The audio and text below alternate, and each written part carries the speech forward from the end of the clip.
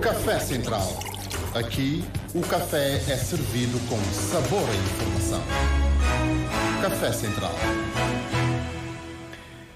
Mais uma edição do seu Café Central, a conversa com a doutora Emília Vieira, é médica portuguesa e presidente da Associação Amigas do Peito e que acolhe cabo-verdianas evacuadas para Portugal em tratamento do cancro. Ela que esteve no Mindelo em mais uma jornada de trabalho em parceria com a Liga Cabo-Verdiana contra o Cancro.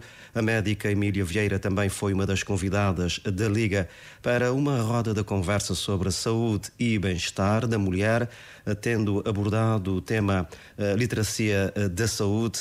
Bom dia, doutora. Quando falamos da literacia da saúde, concreto, que abordagem estamos a fazer? Bom dia, muito obrigada pelo seu convite. É sempre um gosto estar aqui em Cabo Verde. Literacia da saúde, de concreto, o que é que estamos a falar? Para quem está em casa, para o entender melhor.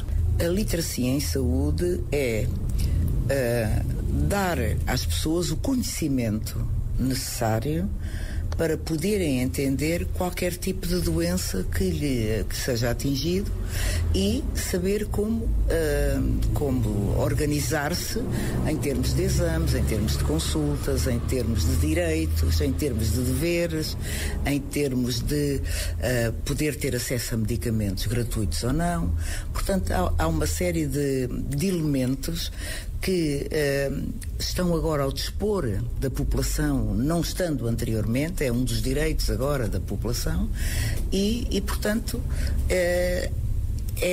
são conhecimentos que nem todos têm a obrigação de saber, mas que todos têm o dever de querer saber. E, dentro dessa literacia, temos, por exemplo, como eu já referi, os direitos e os deveres dos doentes. Quando falamos em direitos dos doentes, falamos em relação aos seus relatórios, em relação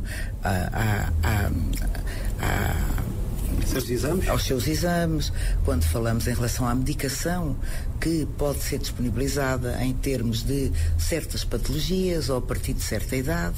Portanto, há medicamentos que podem ser graciosamente dados.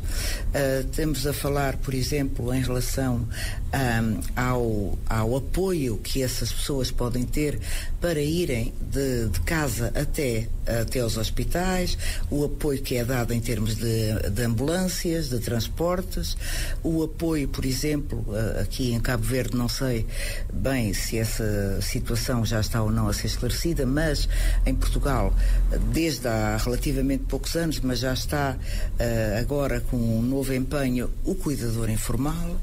O que é o cuidador informal? É alguém que deixa de trabalhar para poder cuidar de alguém, não pertencendo à saúde, mas é seu familiar, essa pessoa é seu sogro, ou é seu pai, ou é sua mãe, ou é sua tia, está incapacitada, está numa cama, não tem propriamente uma indicação para estar hospitalizada, mas necessita de ter uma pessoa 24 horas por dia com ela.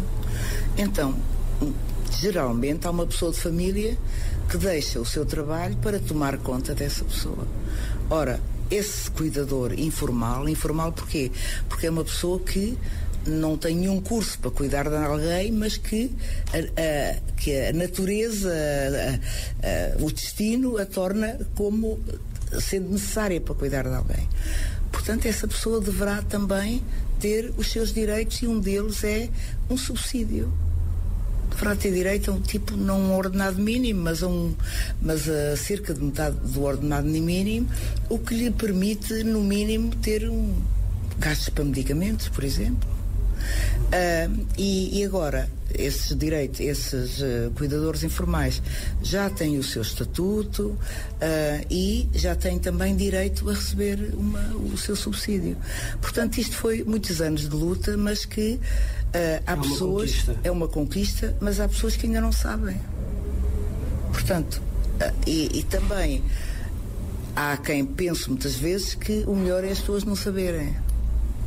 Portanto, a literacia em saúde é uma conquista É uma conquista do cidadão e ele deve sempre procurar informar-se e ter curiosidade em saber, vai a um centro de saúde ou vai a uma situação hospitalar e deve sempre perguntar, então, como é em relação aos medicamentos, como é em relação, temos desconto, não temos, falar com o assistente social. O assistente social é a pessoa, por norma, que sabe mais este tipo de toda esta informação. Exatamente.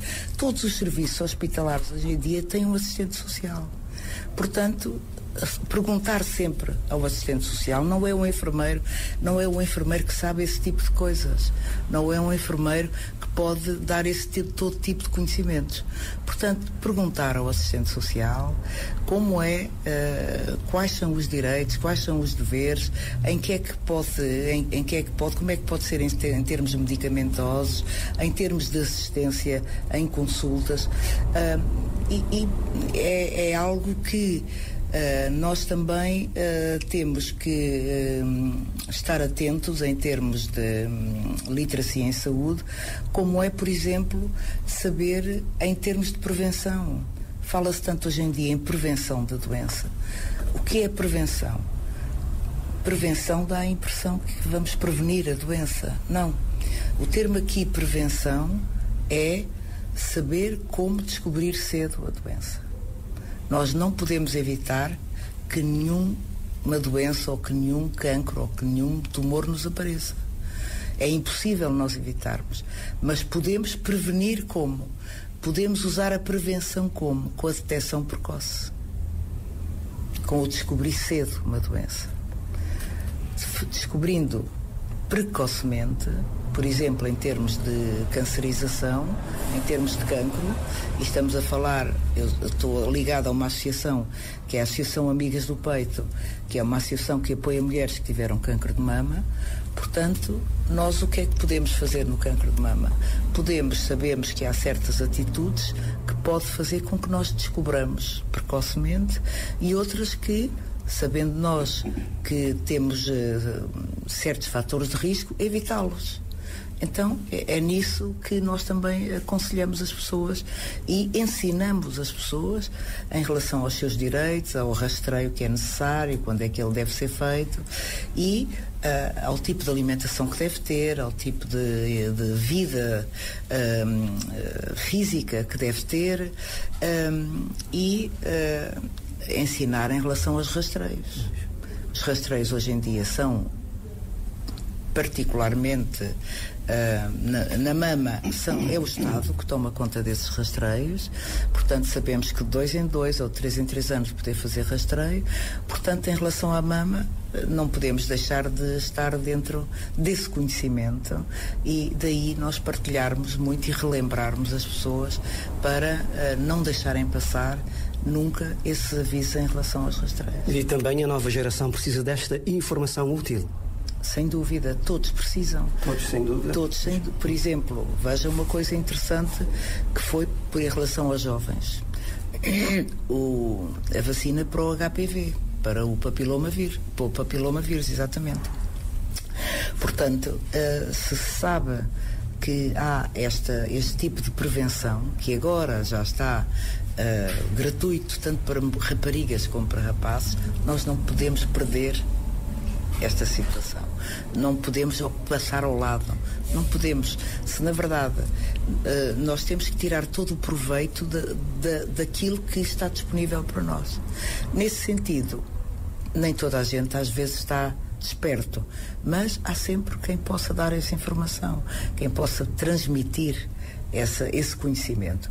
E é neste sentido é que as associações são muito importantes, porque ora de uma maneira, ora de outra, ora sendo em relação ao cancro da mama, sendo em relação ao cancro do colo do útero, sendo em relação à diabetes, sendo em relação whatever, esse conhecimento é para nós termos um enriquecimento e para nós podermos tirar o máximo proveito daquilo que está ao nosso dispor e que às vezes não sabemos. E a sua associação Amigas do Peito também faz o acolhimento e orientação das mulheres que saem de Cabo Verde, que são evacuadas para Portugal?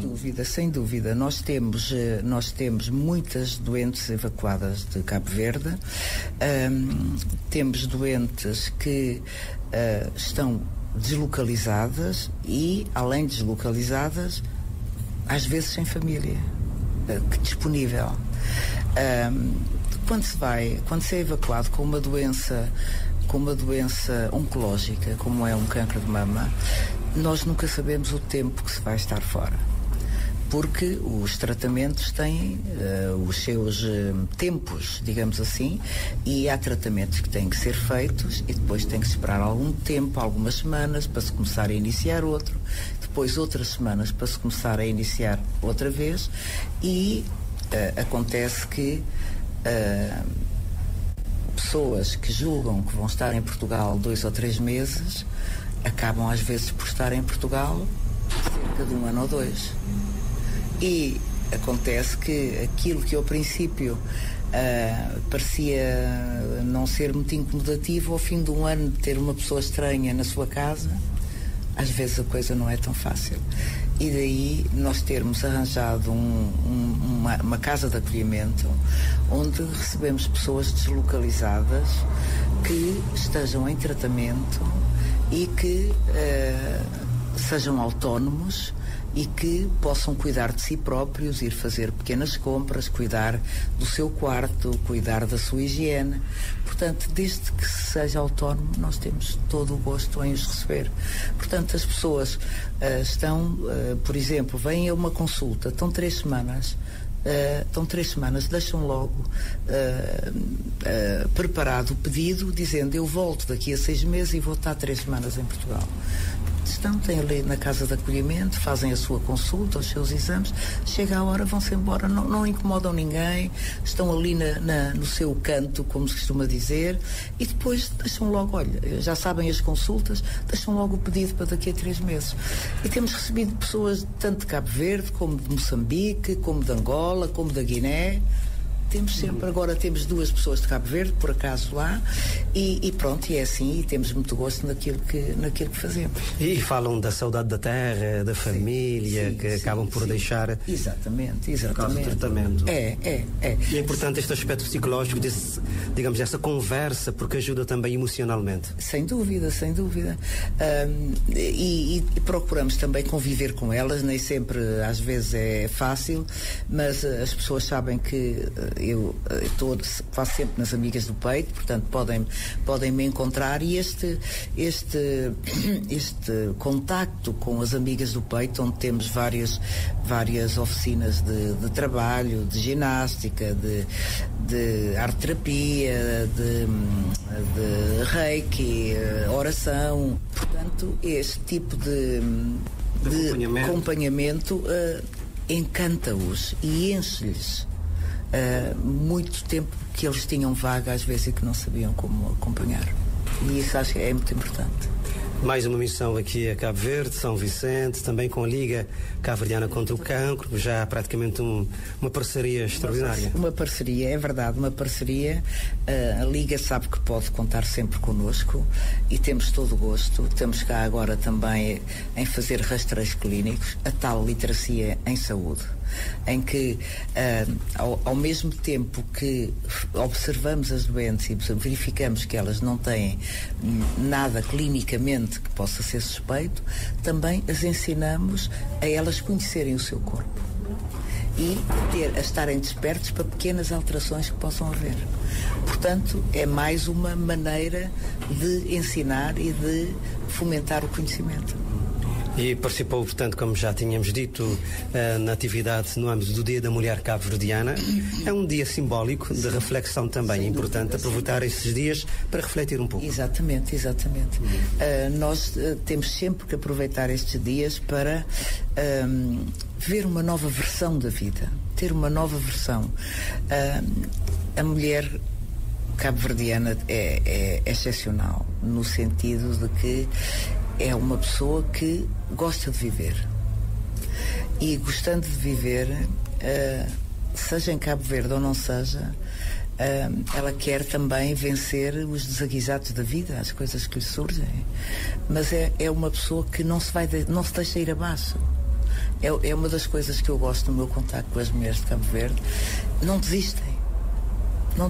E é isso que é um dos grandes elogios que eu dou à mulher de Cabo Verde, é o seu empenho e a sua resiliência e não desistir. Sim, e sobretudo perante situações de doença é importante manter-se resiliente, confiar sempre e manter esta atitude positiva. Sem dúvida.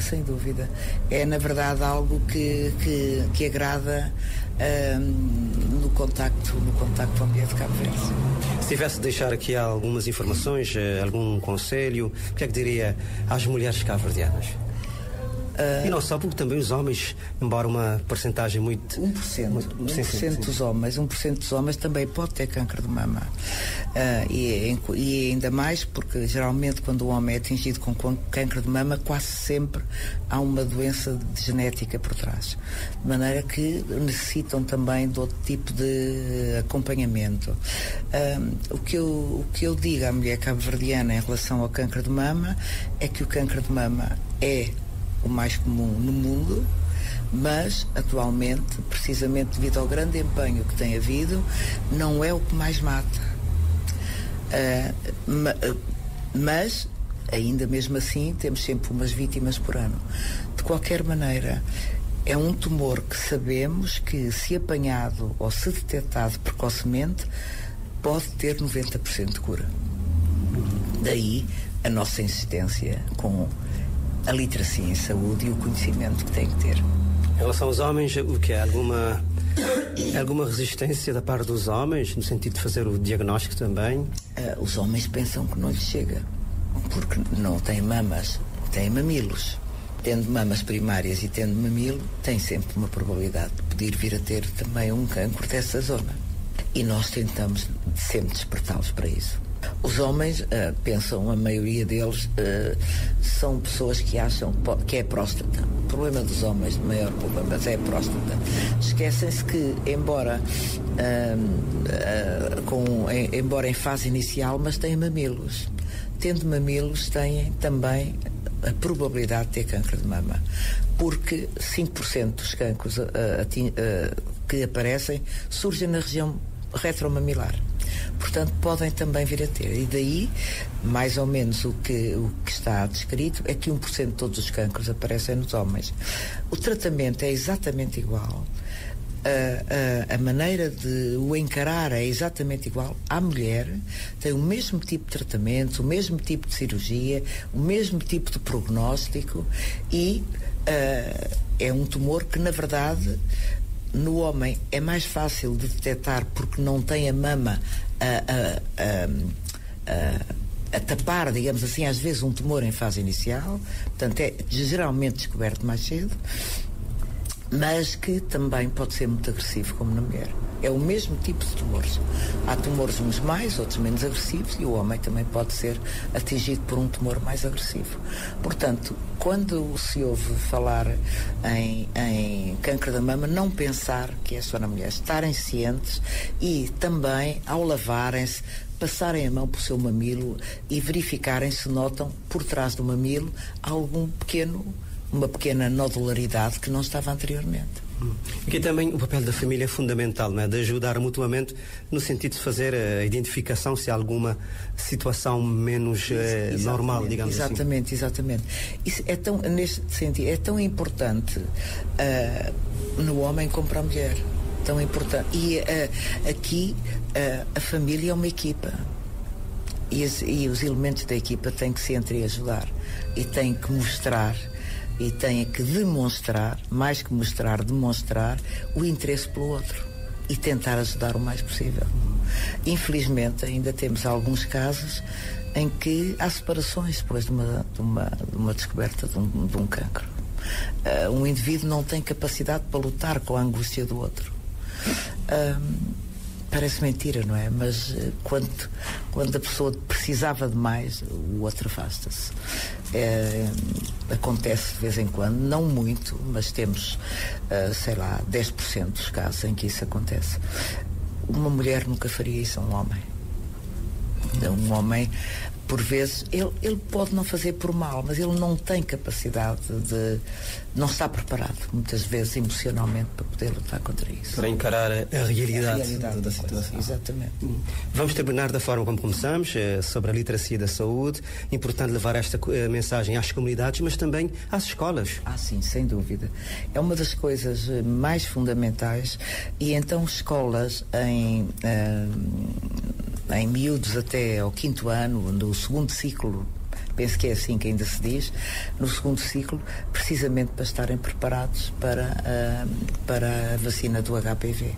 Hoje em dia já é gratuita a vacina do HPV, tanto para raparigas como para rapazes. Portanto, os rapazes pensam que não lhes acontece nada, mas os rapazes são os propagadores da doença.